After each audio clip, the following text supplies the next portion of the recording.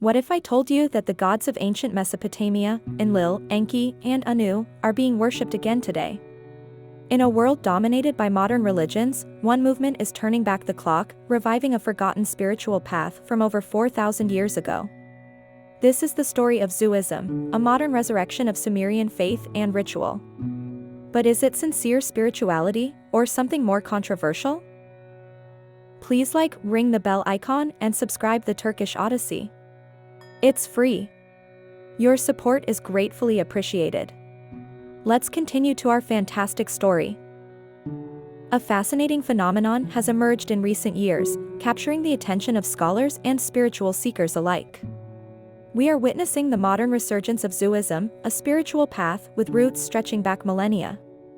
This is not merely a historical curiosity but a living, breathing revival. Zuism represents an attempt to breathe new life into an ancient Mesopotamian religion. Its adherents are actively working to reconstruct and reinterpret practices from a civilization long past. This endeavor challenges our perceptions of what constitutes a living faith. The name of Zuism itself is derived from the Sumerian storm god Anzu, often referred to simply as Zu. This connection immediately grounds the movement in the rich tapestry of Mesopotamian mythology. It signifies a deliberate link to a specific, powerful deity. This modern movement seeks to re-establish a spiritual path that is over 4,000 years old. It is an ambitious undertaking, aiming to bridge the vast chasm of time and cultural evolution.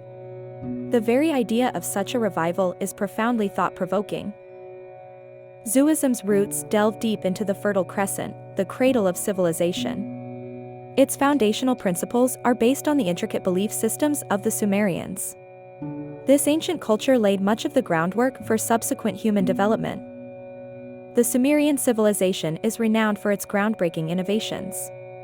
They pioneered writing, developed complex mathematical systems, and engineered monumental architecture. Their intellectual and cultural achievements were truly remarkable for their time. Central to Sumerian life was a complex pantheon of gods and goddesses. These deities governed every aspect of existence, from the heavens to the underworld.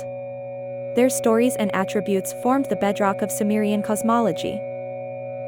Key among these deities were Anu, the sky god and father of the gods. Enlil, the god of wind, air, earth, and storms, held immense power. Enki, the god of water, wisdom, and creation, was a benevolent force. Inanna, the goddess of love, war, and fertility, was particularly revered. Her myths are among the most compelling and enduring from the ancient world. These figures were not distant entities but active participants in human affairs. Ancient Sumerian lives were inextricably intertwined with rituals and religious observances. Daily activities, agricultural cycles, and political decisions were all influenced by their faith. Religion permeated every facet of their society. These rituals were often centered around the towering ziggurats, massive temple structures. These sacred mountains served as focal points for worship and connection with the divine. They were architectural marvels and spiritual hubs. Sumerian belief was guided by a profound understanding of the cosmic order, known as Mi. The Mi represented the divine decrees and fundamental principles governing the universe. Adherence to the Mi ensured harmony and prosperity. The modern Zuist movement gained significant traction in Iceland between 2013 and 2015. This Nordic island nation became an unexpected crucible for the ancient faith. Its unique cultural landscape provided fertile ground for this revival. A primary driver behind this resurgence was a palpable desire to return to pre-Abrahamic spirituality. Many individuals sought alternatives to established religious traditions. They felt a pull towards older, indigenous forms of belief.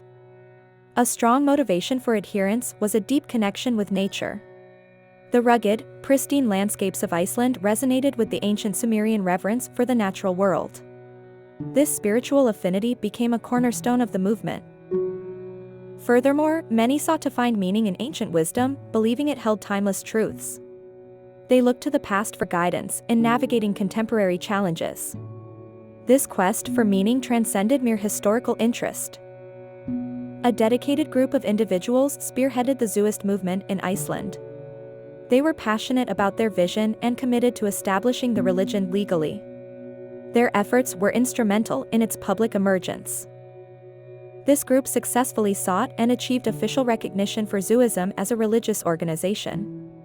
This legal status was a critical turning point for the movement. It granted them rights and privileges akin to other recognized faiths.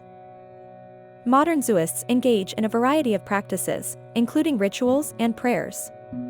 These are often adapted from scholarly interpretations of ancient texts and archaeological findings.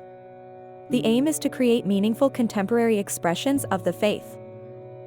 Adherents also engage in reinterpretations of ancient Mesopotamian texts.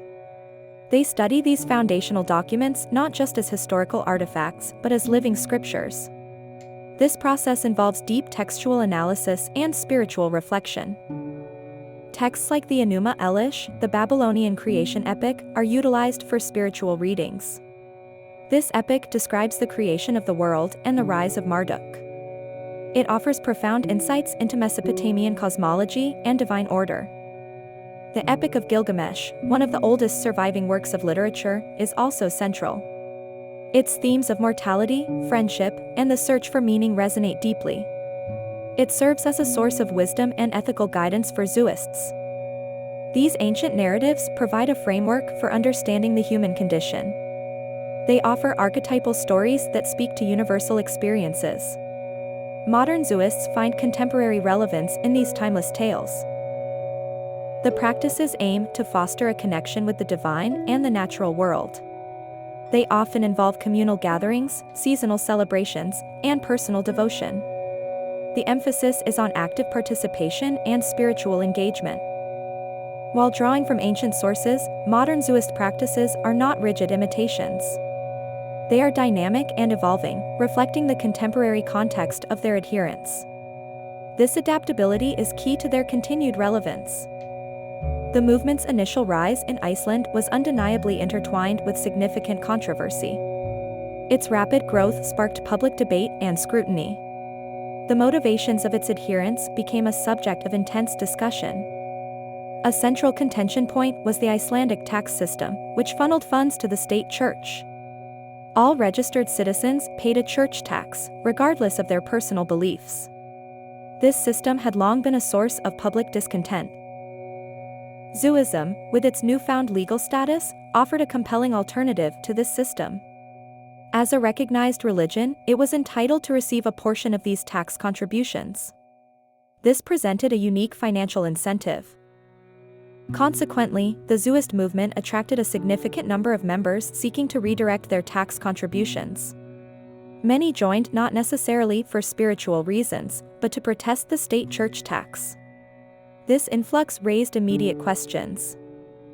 This rapid growth led to intense scrutiny regarding the motivations of its members and leaders. Critics questioned whether the movement was a genuine religious revival or primarily a tax protest. The debate became highly polarized. It also raised legitimate questions about the sincerity of all adherents. Were individuals truly embracing ancient Sumerian beliefs, or were they simply seeking a financial loophole? This ambiguity fueled public skepticism.